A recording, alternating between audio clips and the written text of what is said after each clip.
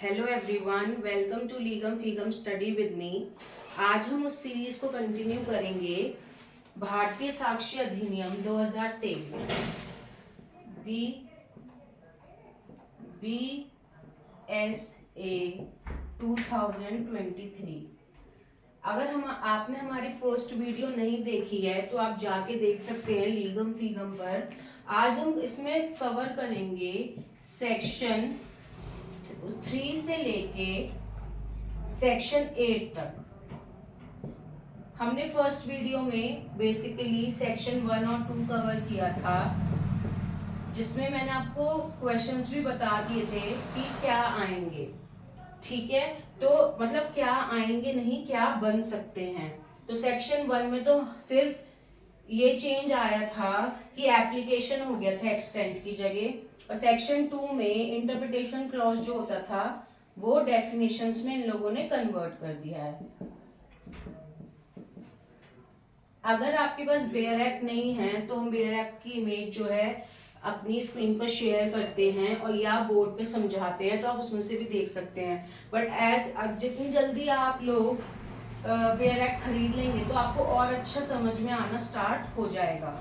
साथ साथ bare act reading करेंगे समझते समझते तो आपको दिक्कत नहीं होगी।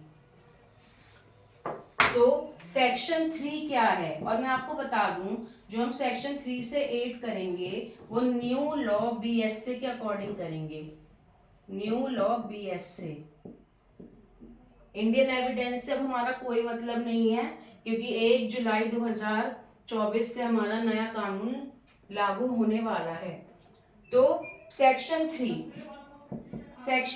क्या कहता है आपका BSA का? एविडेंस में be given of facts in issue and relevant fact. मैं आपको आज भी कंपेयर करके दिखाऊंगी न्यू वर्सेस ओल्ड में, क्योंकि जब हम चीजों को कंपेयर करते हैं तो वो हमारे माइंड में लॉन्ग लास्ट करती हैं, ऐसा मेरा मानना है। देखिए, न्यू में आया है ये सेक्शन 3 और ओल्ड में ये क्या था? ओल्ड में सेक्शन 3 क्या था? सेक्शन 5 था। तो अब सेक्शन 5 से हमारा कुछ लेना देना नहीं है, सेक्शन 3 से लेना देना है। अगर क्वेश्चन आएगा एविडेंस में be given of facts in issue and relevant facts, या विवादक तथ्य और सुसंगत तथ्यों का साक्ष्य दिया जा सकेगा, तो अब सेक्शन 3 में ये आएगा। आइए एक बार सेक्शन 3 की रीडिंग कर लेते हैं बेयर एक्ट से कि क्या कुछ चेंजेस आए हैं, क्या कुछ क्लॉजेस ऐड हुए हैं या सबसेक्शंस ऐड हुए हैं। आपको एक बात तो ध्यान रखनी है, जो सेक्शन 3 से 8 है हमारा, वो पार्ट सेकंड अब में आता है। पार्ट सेकंड चैप्टर सेकंड में आता है और BSA चैप्टर सेकंड में आता है BSA, क्योंकि वो पूछ लेंगे कितने पार्ट्स होते हैं हमारे BSA में। तो चैप्टर सेकंड किससे डील करता है? रेलिवेंसी ऑफ फैक्ट से। रेलिवेंसी ऑफ फैक्ट से, तथ्यों की सुसंगति से, हमारा रेलिवेंसी ऑफ फैक्ट्स और तथ्यों की सुसंगति से हमारा चैप्टर 2 डील करता है BSA का। आइए पढ़ लेते हैं एक बार। Evidence may be given in any suit or proceeding of the existence or non-existence of every fact in issue and of such other facts as are hereinafter declared to be relevant and of no others.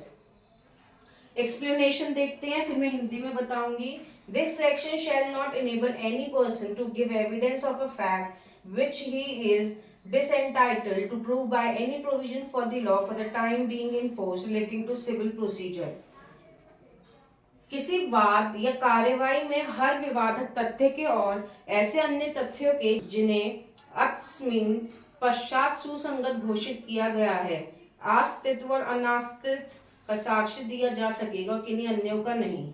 इसका स्पष्टीकरण आपको example से ज्यादा अच्छे से समझ आएगा। वैसे अगर आपने इंडियन एविडेंस पढ़ा होगा सेक्शन 5, तो आप इसको इजीली समझ सकते हैं। अब हम इसको सेक्शन 5 ऑफ इंडियन एविडेंस नहीं कहेंगे, अब हम इसको कहेंगे सेक्शन 3 ऑफ BSA। जैसे A is tried for the murder of B by beating him with a club with the intention of causing his death। कि ख की मृत्यु कारित करने के लिए आश्चर्य से उसे लाठी मारकर उसकी हत्या कारित करने के लिए क का विचारण किया जाता है। At A's trial facts in issue क्या थे, तथ्य विवाद क्या थे कि A is beating with the club, A is causing B is death by such beating, A is intention to cause B is death. इसमें क्या हो बोला गया है कि जब उस एक्यूज कौन होता है हमारा दोषी, जब दोषी के अगेंस्ट ये बात फाइल किया गया तो उसमें फैक्ट्स इन इशू तथ्य क्या बने हमारे कि हाँ ए उसको मारना चाहता था, ए ने बीट करके उसको मारना चाहा और ऐसी मार द्वारा ख की मृत्यु कारित करना उसका उद्देश्य था। ठीक है, तो ये हमारे जब एक्यूज के खिलाफ, दोषी के खिलाफ आपने क्या फाइल कर दिया, केस फाइल कर दिया, तो फिर क्या देखा जाएगा, फैक्ट्स इन इशू। जो हमारे फैक्ट्स इन इशू हैं वो क्या बन रहे हैं उस टाइम पर, उन पे विचारण किया गया था कि क्या दोषी उसको मारना चाहता था, क्या दोषी का ये मोटिव था, ये उद्देश्य था कि वो उसको मार दे जिसकी डेथ हुई है। ये सब फैक्ट्स देखे जाएंगे। तो ये कहा गया है सेक्शन 3 ऑफ बीएसए में कि क्या फैक्ट्स इन इशू और रेलिवेंट फैक्ट्स थे जब दोषी ने उसको मारना चाहा और जब वो मर गया, क्या फैक्ट्स इन इशू थे। तो फैक्ट्स इन इशू को हम क्या कहते हैं हिंदी में, सिविल प्रोसीजर में फैक्ट्स इन इशू को कहते हैं तथ्य विवाद। क्या तथ्य विवाद थे, इन सब की क्या तथ्य विवाद थे, इन सबको देखा जाएगा, एक्नॉलेज किया जाएगा, उसके बाद ही कुछ बताया जा सकता है कि वो दोषी है या नहीं है। अब हम पढ़ेंगे section 4 of BSA. Section 4 of BSA क्या कहता है, relevancy of facts forming part of the same transaction, जो बहुत इंपॉर्टेंट था ओल्ड में अंडर सेक्शन 6, जिसको हम रेस्ट गेस्टे कहते थे, रेस्ट गेस्टे। ये तो आपको बहुत अच्छे से आता होगा। अब हमारा ये नहीं, ये चलेगा सेक्शन 4 ऑफ बीएसए। अब रेस्ट गेस्टे किसमें पढ़ा जाएगा, सेक्शन 4 ऑफ बीएसए। तो ये क्या कहता है, relevancy of facts forming part of same transaction, एक ही सम व्यवहार के भाग होने वाले तथ्यों की सुसंगति की, forming relevancy of facts forming part of the same transaction. आइए इसको पढ़ लेते हैं एक बार। सेक्शन 4 ऑफ बीएसए, इसमें क्या कहता है, facts which thought not in issue are so connected with the facts in issue और relevant fact as to form part of the same transaction whether they occurred at the same time place और at different and places. ख को पीटकर उसकी हत्या करने का क्या अभियुक्त है, क्या कै जो है दोषी है कि उसने ख को मारकर पीट के हत्या कर दी। कै या ख या पास खड़े लोगों द्वारा जो कुछ भी पिटाई के समय या उससे इतने अल्पकाल पूर्व या पश्चात कहा या किया गया था उसी सम व्यवहार का भाग बन गया है, वह सुसंगत तथ्य है। अब क्या था, इसमें एक एग्जाम्पल दिया हुआ है इलस्ट्रेशन पे, सेक्शन 4 ऑफ बीएसए में अगर आप पढ़ेंगे क्या दिया हुआ है कि ख को ए ने बी को पीट कर मार दिया, बी की डेथ हो गई, तो वहां पे जो लोग सी डी ई जो वहां खड़े थे उन्होंने ये चीज देख ली और आके उस सुसंगत तथ्य का गवाह बन गई सी डी ई। तो ये किसके अंडर आएंगे, रेस गेस्टे के अंदर, क्योंकि जब ये हो रहा था, जब ये इंसिडेंट हो रहा था तो सी डी ई ने ये देख लिया था, तो वो क्या बन जाएंगे, गवाह बन जाएंगे। तो इसको क्या कहते हैं, रेस जेस्टे, रेस गेस्टे, और जेस्टे भी बोल सकते हैं, गेस्टे भी। अब हम आते हैं सेक्शन 5 पे। सेक्शन 5 जो था वो सेक्शन 7 था आई में।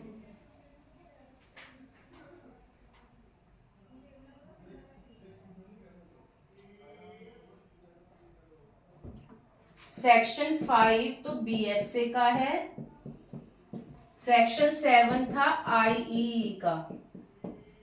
ये हमारा ओल्ड, ये हमारा न्यू। सेक्शन 5 क्या कहता है? Facts which are the occasion, cause और effect of facts in issue और रेलिवेंट फैक्ट्स। सेक्शन 7 जो आई कहते था वही अब सेक्शन 5 बीएस से कहता है। तो सेक्शन 5 एक बार देख लेते हैं।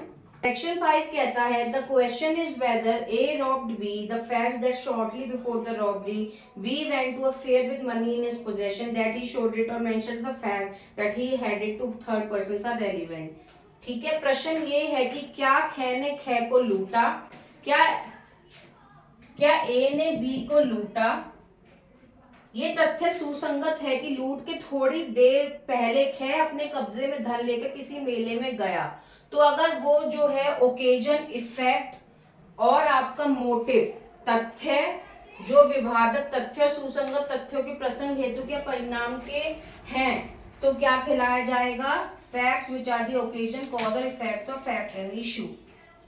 अगर ऐसे तथ्य नजर आ रहे हैं, अगर कोई भी ऐसे तथ्य नजर आ रहे हैं कि जब वो कांड हुआ था, जब उस दोषी ने, जिसको दोषी माना गया, अभी वो दोषी सिद्ध करार नहीं हुआ है, बट जब दोषी की करार अगर ऐसे ओकेजन, इफेक्ट और कॉज पैदा हो रहे हैं जो आपका कांड हुआ है उससे पहले तक सेम थे, मतलब उस फैक्ट्स एंड इशू थे, तथ्य सुसंगत थे, तो वो क्या रखे जाएंगे? ऐसे फैक्ट क्या रखे जाएंगे? दिमाग में रखते हुए आगे का फैसला सुनाया जाएगा। अब सेक्शन 6 ऑफ बीएससी क्या कहता है? जो सेक्शन 8 कहता था, अब वो क्या कहता है? सेक्शन 6 कहता है मोटिव, प्रिपरेशन एंड प्रीवियस और सब्सिक्वेंट कंडक्ट। ठीक है, क्या है? हेतु, तैयारी और पूर्व का या पश्चात का आचरण। आपका मोटिव क्या था, उद्देश्य क्या था, आपने कैसे प्रिपरेशन करी है उस एक्ट के लिए, ये देखा जाता है सेक्शन 6 बीएसए में। अब सेक्शन 7 बीएसए का क्या कहता है? जो सेक्शन 9 कहता है फैक्ट्स नेसेसरी टू एक्सप्लेन और इंट्रोड्यूस फैक्ट्स इन इशू और रेलिवेंट फैक्ट। विवादक तथ्य या सुसंगत तथ्यों के स्पष्टीकरण या पुनः स्थापन के लिए आवश्यक तथ्य है। सेक्शन 9 भी यही कहता था आईए का। आई होप आप ये सब तो अंदर का एक्सप्लेनेशन तो आपको पता ही होगा, अगर आप किसी भी एग्जाम के लिए प्रिपेयर किया होगा या लॉ पढ़ा होगा आपने, इंडियन एविडेंस एक्ट, तो मुझे नहीं लगता इसको समझाने की ज्यादा जरूरत है। अगर आप बेयर एक्ट से भी रीडिंग करेंगे इजी समझ आ जाएगा। बेसिक जो दिक्कत है वो ये है कि कौन से सेक्शंस को किससे रिप्लेस किया गया है। तो सेक्शन 7 बीएस से लाया गया है सेक्शन 9 आईई के अगेंस्ट। ठीक है, अब सेक्शन 8 है थिंग्स सेड और done by conspirator in difference to common design. सामान्य परिकल्पना के बारे में षड्यंत्रकारी द्वारा कही या की गई बातें। थिंग्स सेड और done by conspirator in reference to common design जो सेक्शन 10 में आता था, अब वो सेक्शन 8 में आएगा बीएससी के कॉमन डिजाइन, ये तो आपको पता ही होगा। ठीक है, तो एक बार सेक्शन 8 देख लेते हैं क्योंकि ये इंपॉर्टेंट है बीएससी में, क्योंकि सेक्शन 10 भी जो है इंडियन एविडेंस एक्ट में इंपॉर्टेंट था। हम इलस्ट्रेशन की हेल्प से देख रहे हैं क्योंकि इलस्ट्रेशन अगर समझ में आ जाता है तो इजीली सब समझ में आ जाता है। थिंग्स सेड और done by conspirator in reference to common design. ठीक है, जैसे फैक्ट्स दैट ख ने उस षड्यंत्र के प्रयोजनार्थ यूरोप में आयुध उपाप्त किए। The facts that B procured arms in Europe for the purpose of conspiracy. C collected money in Kolkata for a like object. D persuaded person to join the conspiracy in Mumbai. E published writings advocating the object in view at Agra -- ठीक है, तो आप अगर bare act है तो देख सकते हैं, वरना स्क्रीन पे देख सकते हैं। तो इसमें क्या है, इन सबका एक ही मोटिव था कॉन्स्पिरेसी करने का। आईपीसी में कॉन्स्पिरेसी को कहाँ डिफाइन किया गया था? 120A में और 120B में, बट अब इनको हटा दिया गया है और रिप्लेस कर दिया गया है, वो हम आगे डिस्कस करेंगे फर्दर वीडियोस में। तो आपने जो अब हम समराइज कर लेते हैं, बेसिकली हमने क्या पढ़ा आज। हमने ये पढ़ा, सेक्शन 1 और 2 हम पढ़ चुके थे। थर्ड में हमने पढ़ा न्यू वर्सेस ओल्ड, थर्ड में क्या था और आईई में क्या था। ठीक है, आप देख रहे होंगे दो दो जैसे सेक्शन 6 है तो यहाँ सेक्शन 8 हो गया, दो दो सेक्शंस का फर्क आ रहा है। तो आप ऐसे कंपेयर करके और न्यू वर्सेस ओल्ड को कर सकते हैं और इजीली आप याद भी कर सकते हैं। इनसे बनने वाले क्वेश्चंस जो है वो सेम ही बनेंगे अगर आपने कोई तैयारी करी होगी, बट सेक्शन नंबर चेंज हो जाएगा। तो अगर आप एक बार देख लेंगे इस वीडियो को तो आई होप आप ढंग से मेमोराइज कर पाएंगे। फिर भी अगर आप कुछ सजेशंस देना चाहते हैं, राय देना चाहते हैं, तो कमेंट बॉक्स में ज़रूर कमेंट करें और इसको लाइक शेयर एंड सब्सक्राइब ज़रूर करें। Thank you for watching. Happy learning.